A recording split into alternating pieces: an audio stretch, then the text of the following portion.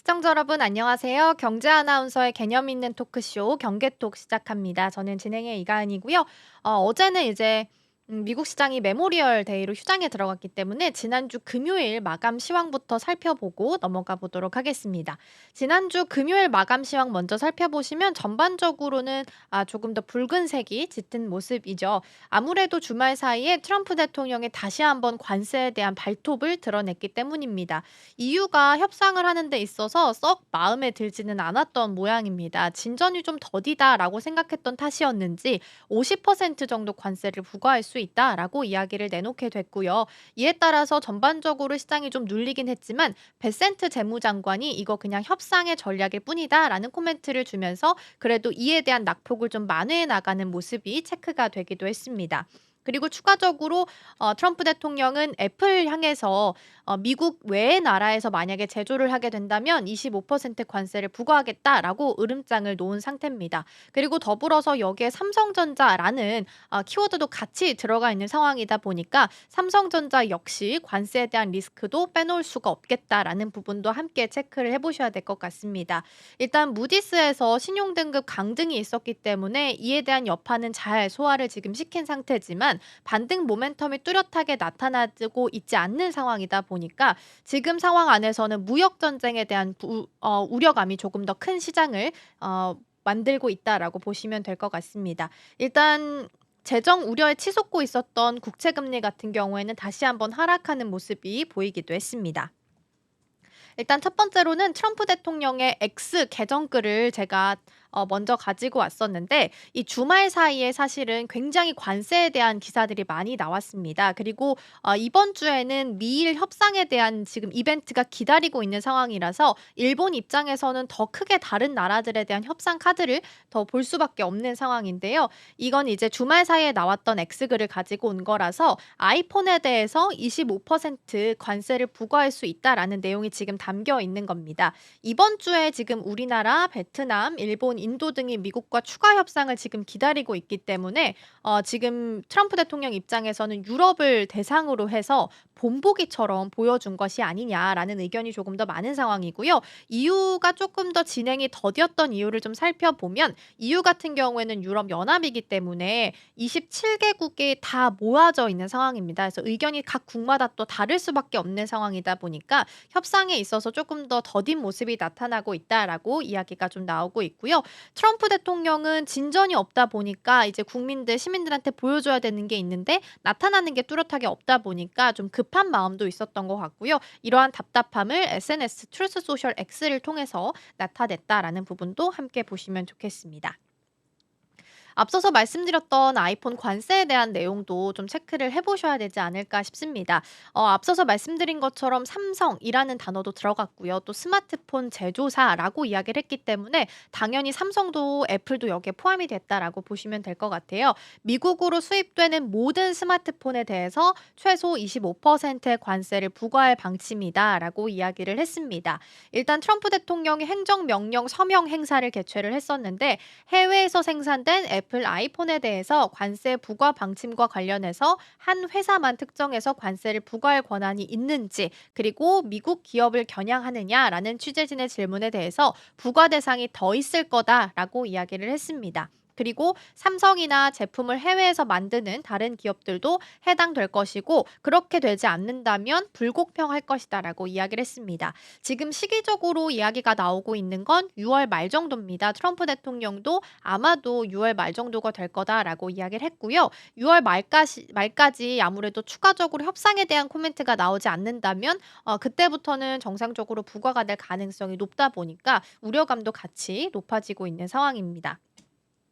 그러면 이 관세를 안 맞기 위해서는 어떻게 해야 되느냐라는 방법에 대해서는 트럼프 대통령은 늘 일관된 입장을 보이고 있습니다. "공장을 미국에 지으면 문제가 다 해결될 거다."라는 코멘트인데요. 생산 거점을 지금 애플이 아이폰을 지금 중국에서 인도로 생산 거점을 옮기고자 하는 움직임이 나타나고 있죠. 근데 이에 대해서 트럼프 대통령은 좀 만족스럽지 않은 듯한 대화를 나눈 것으로 보이고요. 애플 공장이 인도로 가는 것은 문제가 없지만 그럴 경우에는 "미국에서 만드는 거 아니기 때문에 관세는 그대로 부과할 것이다."라고 거듭 강조하기도 했습니다. 그래서 트럼프 대통령은 미국 소비자들이 감당할 수 있는 가격으로 애플이 미국에서 휴대전화를 만들 수 있다고 보는 이유에 대해서 "그들은 할 수 있다. 지금 많은 것이 컴퓨터로 작업이 이루어지고 있다."라고 답변을 내놓기도 했고요. 만약 누군가 미국에 공장을 짓기를 희망한다면 지금 이야기했던 6월 말에 대한 관세 또한 시기를 좀 더 늦춰줄 수 있다라고 이야기하기도 했습니다. 그래서 6월 말 정도까지 어떤 이야기가 오고 가게 될지는 좀 보셔야 될 것 같고요. 일각에서는 뉴욕타임스 보도를 보면은 이렇게 아이폰을 콕 집어서 25% 관세를 이야기한 배경에 대해서 트럼프 대통령이 팀 쿡 CEO를 약간 '눈밖에 난 사람으로 보고 있다.'라는 시선들도 있습니다. 일단 중동 순방을 가는 데 있어서 "같이 합류하자."라고 이야기를 했을 때 팀 쿡 CEO가 거절한 게 그 배경이 됐다라는 이야기들도 있어서 참고 자료로 좀 사용해 보시면 좋지 않을까 싶습니다.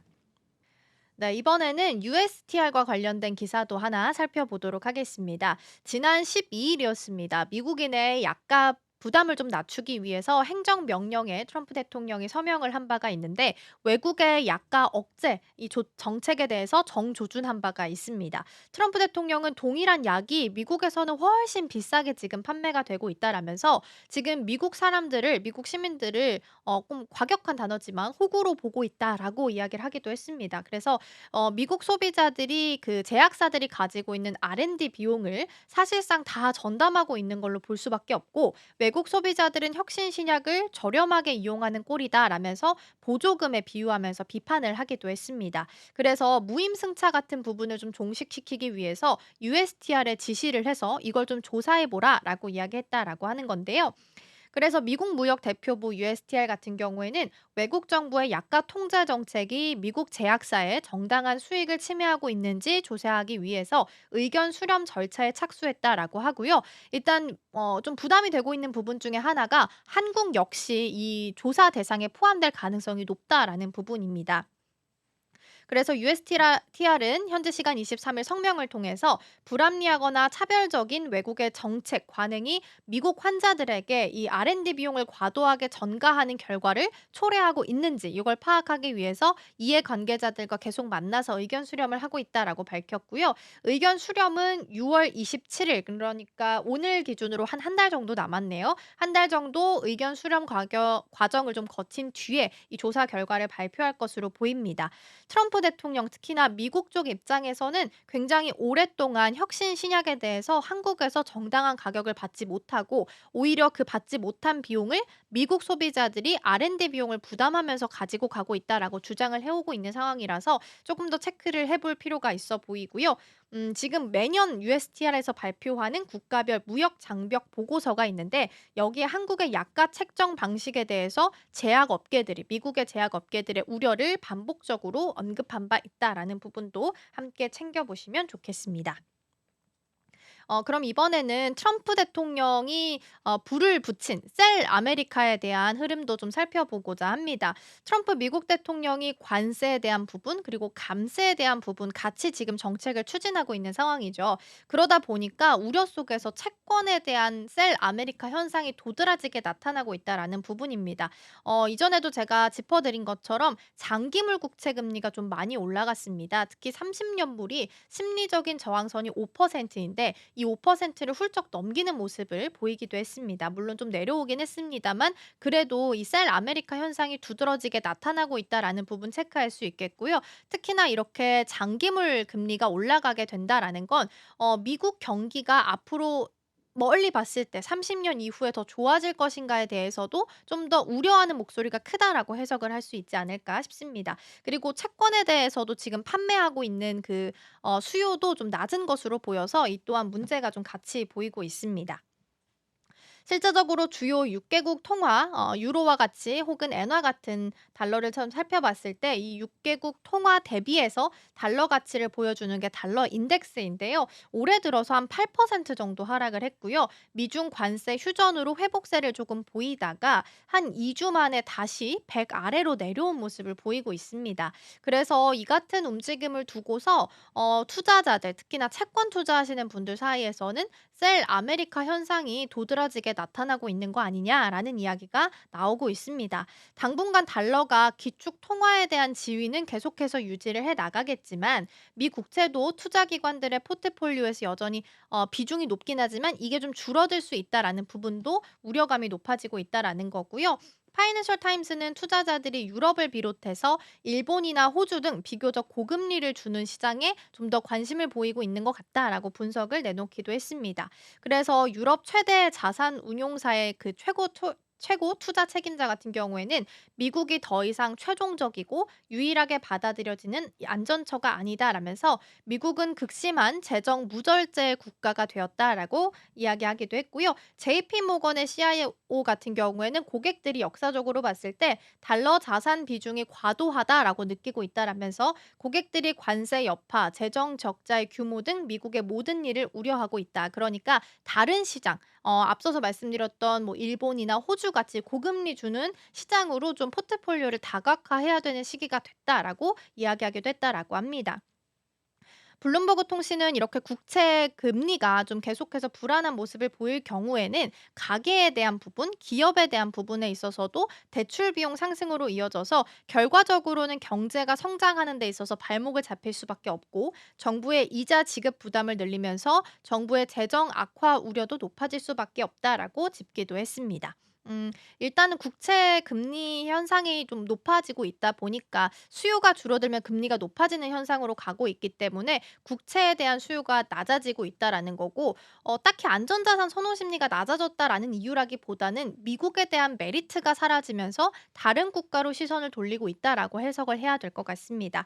국채와 관련된 내용도 살펴봤고요. 이번에는 우크라이나 휴전과 관련된 내용을 좀 살펴볼 텐데 중국과 관련해서 묶어서 좀 보겠습니다.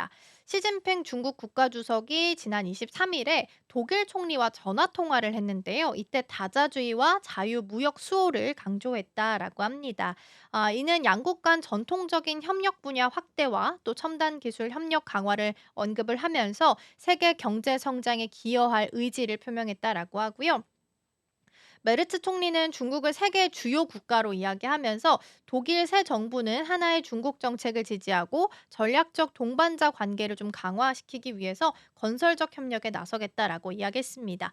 특히 유럽하고 중국과의 관계가 굉장히 안정적 발전이다라고 이야기하면서 계속해서 이렇게 해 나가자라고 이야기했다라고 하고요. 우크라이나 전쟁이나 팔레스타인, 이스라엘 갈등, 이란 핵 문제 같이 국제 현안에 대해서도 심도 있는 논의가 진행됐다라고 합니다. 지난해 시진핑 주석도 마크롱 프랑스 대통령과 통화해서 국제 현안 논의를 이어간 것과 비슷한 형태로 보이고요. 가장 중요한 부분은 메르츠 총리가 우크라이나랑 그 러시아 전쟁에 있어서 휴전을 위한 서방 노력에 중국의 지지를 요청했다라고 하고요. 시 주석도 이에 대해서 긍정적인 입장을 표명했다라고 합니다. 그리고 오른쪽에 보이는 사진 같은 경우에는 우크라이나에서 휴전을 위한 각서 작업이 진행 단계에 있다라고 이야기를 했고요. 또 주말 사이에 있었던 부분을 보면 러시아와 우크라이나 사이에 있었던 그 포로 교환도 있었다라고 합니다. 그런데 트럼프 대통령이 러시아와 우크라이나 간의 대규모 포로 교환이 방금 완료됐다라면서 곧 실제로 이행될 예정이다라고 이야기했지만 사실상 추가적으로 나왔던 뉴스를 보면 러시아가 다시 한번 우크라이나를 향해서 공격을 한 것으로 드러났습니다. 그래서 러우 협상이 좀 잘 진전되는 것이 아니라 다시 한번 좀 걸림돌로 작용하는 것이 아닐까라는 걱정의 목소리가 조금 더 높은 것 같고요. 또 일각에서는 이런 휴전 협상을 하고 진짜 종전으로 가기 위해서는 혹은 휴전으로 가기 위해서는 영토를 많이 획득시키기 위해서 오히려 그 막바지에 다다랐을 때 그 전쟁의 심도가 더 깊어질 수 있다라는 시각도 있습니다. 그래서 진짜 휴전으로 가는 길목에 있는 건지도 한 번쯤 고민해 보시면 좋을 것 같고요. 그에 대한 사례로 본다면 한국 전쟁도 마찬가지로 휴전에 대한 이야기 나오기 시작했을 때 좀 더 그 강도가 높아졌다라고 하니까 이 부분도 참고해 보시면 좋겠습니다. 이제는 이제 코인 쪽으로 시선을 좀 돌려서 한 번씩 살펴볼 텐데요. 먼저 미국 월가 은행들이 공동 스테이블 코인 발행을 검토하고 있다라는 소식이 전해졌습니다. 스테이블 코인 같은 경우에는 달러 패깅으로 보시면 되고 상당히 안정적인 코인으로 잘 알려져 있죠. 암호화폐 산업이 빠르게 성장하고 있고 경쟁도 치열해지게 되면서 이에 대한 대응 전략들이 좀 많이 나타나고 있고요. 여기 지금 같이 조인트 한다라고 기사에 써 있는 것처럼 여러 가지 큰 은행들이 같이 협력할 것으로 보입니다. 여기에 나와 있는 은행의 예시가 지금 JP 모건 체이스, 뱅크 오브 아메리카, 시티그룹, 웰스파고 이렇게 주요 은행들이 같이 지금 지분을 보유한 컨소시엄으로 공동으로서 스테이블 코인 발행을 검토하고 있다라는 겁니다. 물론 이제 논의가 지금 막 시작되고 있는 거기 때문에 굉장히 초기 단계고요. 향후 미국 의회의 스테이블 코인 관련해서 입법 상황이나 수요 전망에 따라서 이 결정이 바뀔 수 있다라는 부분도 체크하셔야겠습니다. 컨소시엄에서는 P2P 결제 시스템 를 운영하고 있는 얼리 워닝 서비스와 실시간 결제 네트워크인 클리어링 하우스가 같이 포함된 것으로 보이고요. 트럼프 대통령 취임 후에 스테이블 코인이 굉장히 광범위하게 사용될 가능성이 높기 때문에 이에 대해서 대비를 해왔다라고 합니다. 특히 빅테크나 유통업체들이 스테이블 코인을 결제나 환전 수단에 사용하게 되면서 은행들의 예금이나 거래 수수료 수익이 감소할 수 있다라는 우려가 크기는 한데요. 은행권은 2년 전에 규제 단속 이후에 암호화폐 분야에서 뒤처진 상황이고 현재는 이를 좀 따라잡기 위해서 분주한 상태다라고 이야기했습니다. 스테이블 코인을 사용하게 되면 돈을 빠르고 또 쉽게 옮길 수 있는 만큼 전통 금융과 암호화폐가 만나는 중요한 연결고리로 여겨져 왔습니다. 월가의 전통적인 금융 권력이 자체 스테이블 코인을 발행하려는 움직임은 암호화폐랑 또 전통 금융 시장이 점차 가까워지고 있는 신호일 수도 있다라는 분석도 나오고 있습니다. 항상 이제 코인 시장이 증시와는 좀 멀리 있는 시장이라고 판단을 해왔었는데 오히려 이렇게 큰 은행들이 스테이블 코인 발행을 검토한다라는 소식이 전해지게 되면서 이제 본격적으로 코인 시장 또한 투자처로서 완벽하게 인정받는 게 아니냐라는 목소리가 나오고 있다라는 부분도 함께 보시면 좋겠습니다.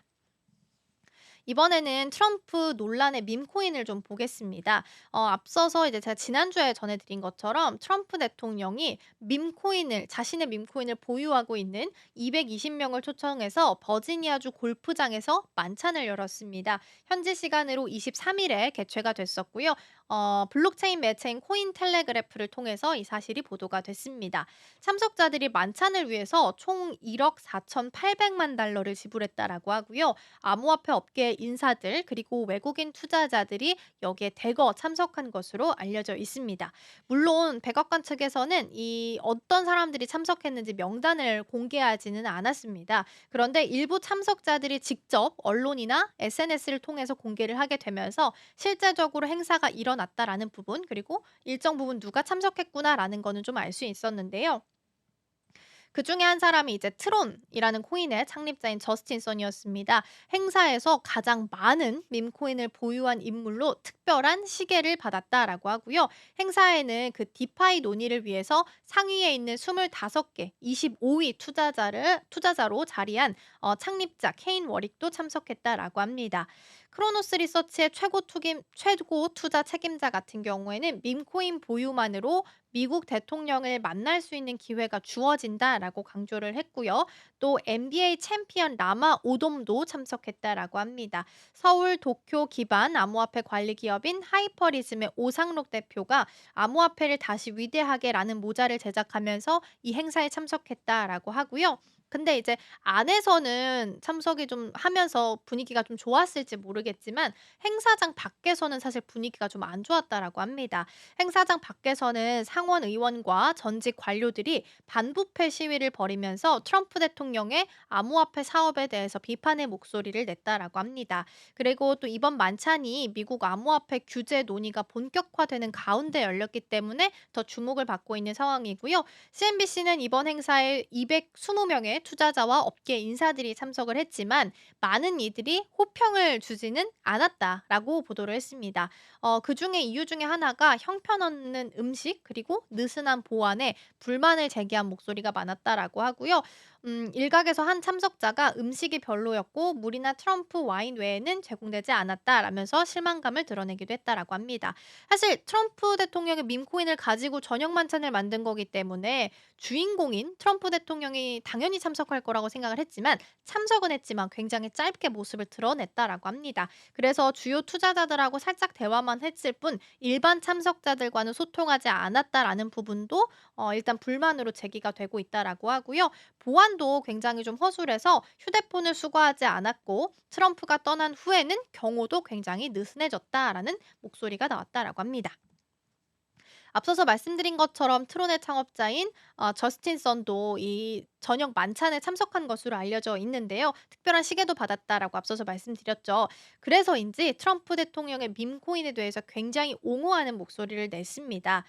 자신이 자신의 밈코인, 트럼프 대통령의 밈코인을 보유자를 대상으로 했었던 그 만찬장에서 오히려 트럼프 대통령에 대한 지지가 산업에 긍정적인 변화를 가져올 것이다라고 이야기했고요. 암호화폐의 밈코인도 그만큼의 역할이 좀 충분하게 있다라고 이야기했다라고 합니다.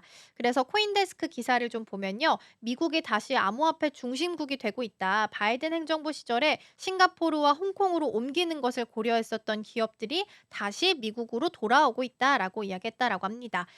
밈코인을 보통 이제 사람들은 도박 혹은 폰지 사기로 보는 경우가 많은데 저스틴 선 같은 경우에는 밈코인도 디지털 자산 시장에서 중요한 부분이고 도지코인 같은 사례를 봤을 때는 새로운 사용자들을 그 암호화폐 시장으로 다시 좀 유입시킬 수 있는 어떻게 보면 중요한 역할을 하고 있다라고 칭찬했다라고 하고요. 일단 백악관이 참석자 명단을 공개하지 않았지만 그중에서 저스틴 선은 좀 부각을 받으면서 따로 이렇게 기사가 좀 나왔다라는 부분도 함께 보시면 좋겠습니다. 다음으로는 암호화폐가 활용되고 있는 사례 중에 한 가지를 좀 살펴보고자 합니다. 암호화폐를 이용해서 여행을 예약하는 사용자들에 대해서 좀 살펴볼 텐데 일반 결제 수단, 카드나 현금을 사용하는 일반 결제 수단 사용자보다 2배 이상 많은 금액을 지출하는 것으로 나타났습니다. 블록체인 매체 코인텔레그래프에 따르면 바이낸스 페이 그리고 암호화폐 여행 플랫폼인 트라발가가 공동으로 발표한 보고서를 좀 봤을 때 한 2배 정도 더 많은 소비를 하고 있는 것으로 나타났습니다. 그래서 그 기사 제목 중에 하나가 "암호화폐 여행객들은 부자만 있나?"라는 제목이기도 했거든요. 그래서 해당 보고서에 따르면 2024 년에 트라발라에서 암호화폐로 진행됐던 예약 금액이 8천만 달러로 YY 대비해서 77% 증가했다라고 합니다. 그리고 암호화폐 여행객들의 평균 예약 금액은 1,211 달러로 일반 카드나 현금을 사용하는 이용객들이 469 달러인데 이거 대비해서도 한 2.5배 정도 높은 것으로 보였습니다. 그리고 암호화폐를 사용하는 사람들의 특징 중에 또 하나가 뭐였냐면 체류 기간이 더 길다라는 부분 그리고 반복적으로 똑같은 방식으로 예약을 하는 확률이 조금 더 높았다라고 합니다. 실제로 암호화폐로 호텔을 예약한 이용자는 57% 이상 높은 비율로 같은 플랫폼에서 재예약을 하는 가능성이 좀 높았다라고 하고요. 그리고 고객 생애 가치 측면에서 봤을 때는 법정화폐 사용자 대비해서 3배 정도 높은 창출률을 보였다라는 부분도 굉장히 주목할 만합니다.